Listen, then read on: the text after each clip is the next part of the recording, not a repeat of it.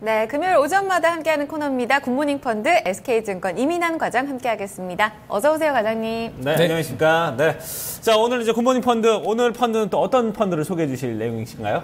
네, 오늘 소개해드릴 펀드는 네. 그 연말도 다가오고 해서 그 절세 상품 중에서 그 소득공제 장기 펀드와 제형 저축 펀드를 소개해드리려고 하고 있습니다. 네. 아무래도 이제 연말이 다가오고 있는 만큼 그 많은 분들이 연말 정산에 대비해서 그 세테크에 대해서 관심이 많을 텐데요. 네. 그 세테크와 관련이 있는 이제 올해로 이제 그 만료가 되는 그 소득공제 장기 펀드와 제형 저축 펀드를 이제 소개해 드리려고 하고 있습니다. 특히 이제 투자에 있어서 역시 절세는 이제 단연 최고의 화두라고 볼 수가 있는데요. 그 두 개의 화두를 담당하고 있는 이 두 펀드를 소개해 드리려고 하고 있습니다. 특히 이제 내년에는 개인 종합 자산관리 계좌라는 ISA가 출시되는 것만큼 이 두 가지 펀드가 ISA보다 더 절세 혜택이 크다고 사람들이 이제 얘기를 하고 있어서요. 이쪽으로 해서 자금이 많이 몰리고 있거든요. 특히 이제 제로니에 따르면 소득공제 장기 펀드에는 1,700억 정도, 그다음에 그 제형저축 펀드에는 200억 정도가 몰리면서 주식형 펀드에서 3조 8천억이 빠져나가는 반대로 이 자금이 몰린 것으로 보면 인기가 있다는 것을 이제 실감할 수가 있습니다. 그래요.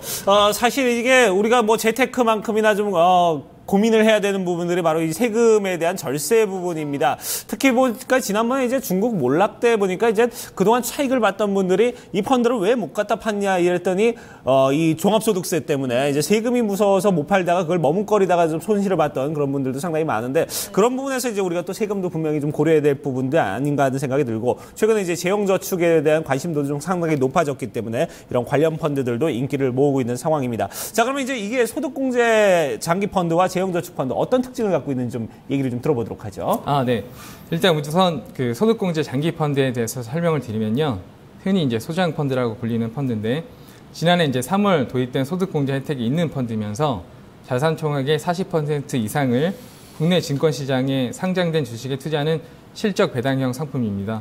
참고로 현재 시장에 소득공제 혜택이 있는 금융상품은 연금 계좌와 소장 펀드 이 두 가지뿐이라고 볼 수가 있습니다. 이제 서민이나 사회초년상의 그 재산 형성 지원을 위해서 만들어진 펀드이고요. 그런 그 펀드만큼 가입 조건에 제한이 좀 있습니다. 총 급여 5천만 원 이하의 근로자를 가입 대상으로 만들어졌고요. 네. 만일 총 급여액이 5천만 원 이하라고 해도 근로자가 가입 후에 급여액이 8천만 원 이상까지는 소득공제 혜택이 적용이 됩니다. 그리고 최소 가입 기간은 5년이고 추가로 5년 연장이 가입 가능합니다. 또 뭐 좀 더 자세히 좀 말씀을 드리면 과세표준 그 가이드라인이 있는데 1,200만 원 이하까지는 소득세율이 6.6%, 그래서 15만 8,400원까지 뭐 소득공제가 가능하고요. 네. 1,200만 원부터 4,600만 원까지는 소득세율이 16.6%, 뭐 4,600만 원에서 8,800만 원까지는 26.4%의 소득세율을 좀 적용을 받고 있습니다. 또한 이제 600만 원 한도 내에서는 여러 개의 복수펀드 그 가입이 가능하고요. 국내외 주식형, 혼합형, 채권형 등 다양한 그 펀드 라인업을 구성하고 있기 때문에 국내 비중이나 해외 비중, 채권 비중을 고려해서 리스크를 관리할 수가 있습니다. 게다가 이제 소장 펀드 중에서 전환형 펀드에 가입을 하게 되면 그 수수료나 횟수에 관계없이 전환이 가능하기 때문에 그 시장 상황에 따라서 전략적으로 주식형에서 채권형, 뭐 채권형에서 주식형으로 그 전환을 하면서 리스크를 이제 관리를 할 수가 있다는 게 가장 큰 특징입니다. 하지만 좀 주의할 점이 있는데요. 네. 그러니까 중도 해지로 인한 불이익이 좀 있을 수 있습니다. 최소 가입 기간이 5년인 만큼 5년 내에 환매를 할 경우에 그 지방세를 포함해서 납입 금액의 6.6%를 추징하는 그런 단점이 있습니다. 네. 자세하게 지금 살펴주셨는데요. 일단은 뭐 연말 정산 앞두고서 관심 있으신 분들은 정말 귀 쫑긋하고 들으실 것 같거든요. 제형저축 소장펀드 그리고 장기 소득공제 펀드까지 자세한 이야기들을 좀 다뤄주셨습니다. 가입 조건이 좀 꼼꼼하게 좀 체크를 해보시고 들어보셔야 될 것 같다라는 생각을 드는데요. 주의점까지 언급을 해주셨습니다. 그렇게 되면은 오늘 갖고 오신 이 펀드 내에서의 종류들은 어떻게 있다고 봐야 될지 그 부분도 한번 체크를 해주시죠. 네. 뭐 종류를 이제 말씀드리기 전에 제가 이제 아까 제형 펀드에 대해서는 우리가 말씀을 드렸기 때문에 그 부분은 좀 간략하게 말씀드리고 종류에 대해서 말씀을 드리도록 하겠습니다. 네. 뭐 제형 펀드는 이제 그 가입 대상이 연간 총 급여액이 5천만 원 이하인 그 가입자가 이제 가입할 수가 있고요. 네. 종합소득 금액도 3,500만 원 이하인 사업자를 가입 대상을 하고 있습니다. 네. 뭐 재형 저축 펀드 또한 납입 한도가 존재를 하고요. 연간 1,200만 원 한도 내에서 가입할 수가 있습니다. 이 최소 가입 기간은 그 소장 펀드에 비해서 좀 깁니다. 7년이고 최대 3년까지 연장이 가능합니다. 네. 이건 이제 세제 혜택을 살펴보자면 그 농어촌 특별세라고 해서 1.4%가 부과가 되고 있고요. 그 외에는 내년부터는 세법 개정안에 의해서 농어촌 특별세가 이제 포함되지 않을 예정이라서 올해까지는 특히 가입하시는 게 훨씬 더 유리할 수가 있습니다. 이것 또한 이제 앞에 말씀드린 것처럼 7년을 유지해야만 그 비과세 혜택이 유지된다는 것이 특징입니다. 제가 이제 가져온 그 표가 있는데요. 내년에 그 들어올 종합자산관리계좌 ISA를 가지고 비교한 표를 보시면 좀 더 쉽게 설명이 가능하십니다. 네. 이 표를 보시면 그 재형저축과 소장펀드 ISA를 좀 비교할 수가 있는데요. 이 가입 자격이 그 재형펀드, 소장펀드 ISA를 통해서 1,900, 5천만 원 근로자 또는 종합소득 3,500만 원 이하 사업자가 재형저축과 소장펀드는 1,900, 5천만 원 이하 근로자, ISA는 근로소득자, 사업소득자 이렇게 이제 그 가입 자격이 나뉘어져 있습니다. 이게 가장 중요한 부분이기 때문에 다시 한번 짚어드린 거고요.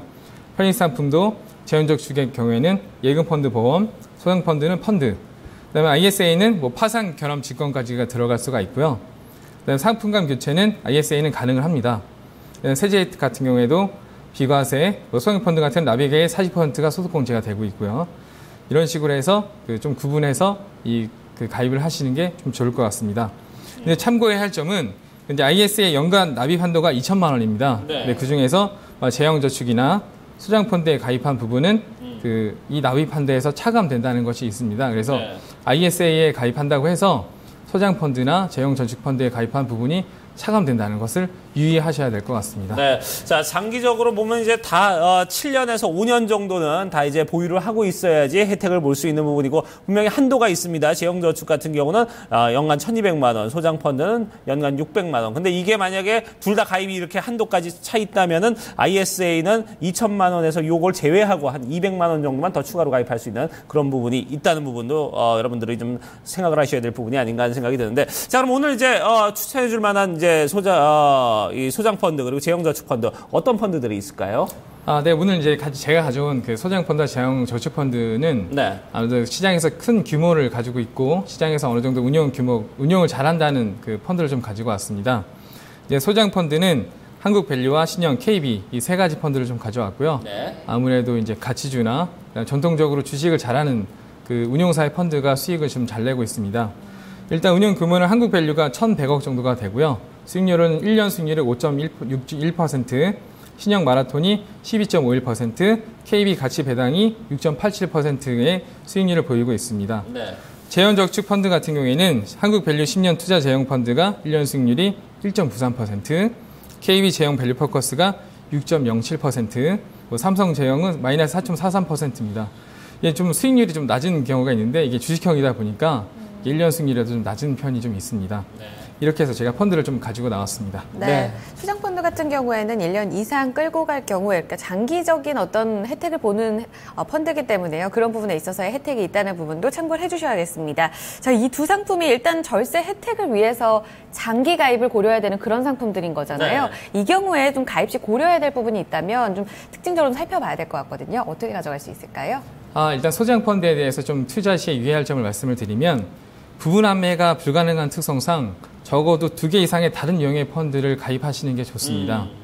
그리고 이제 자산의 편입 비중을 조절할 수가 있기 때문에 네. 소장펀드는 크게 주식형과 혼합형으로 나뉘고 있습니다. 그래서 각 유형의 복수의 펀드를 선택 후에 펀드 간의 자산의 편입 비중을 조절해서 성과를 높여가는 것이 효율적이라고 볼 수가 있습니다.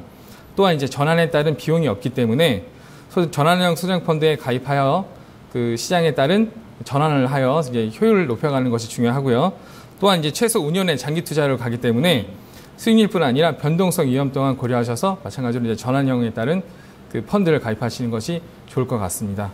그리고 이제 재형 저축 펀드에 대해서 유의할 점을 말씀을 드리면 이것도 또한 이제 마찬가지로 펀드다 보니까 투자 비용 절감에도 신경을 써야 되기 때문에 발생한 수익에 대한 비과세하는 상품인 만큼 이 펀드는 그 매매 차익이 비과세인 국내 주식형 펀드보다는 그 채권형이나 이제 해외 주식형 펀드 같은 그런 펀드에 가입하는 것이 훨씬 유리할 수가 있습니다.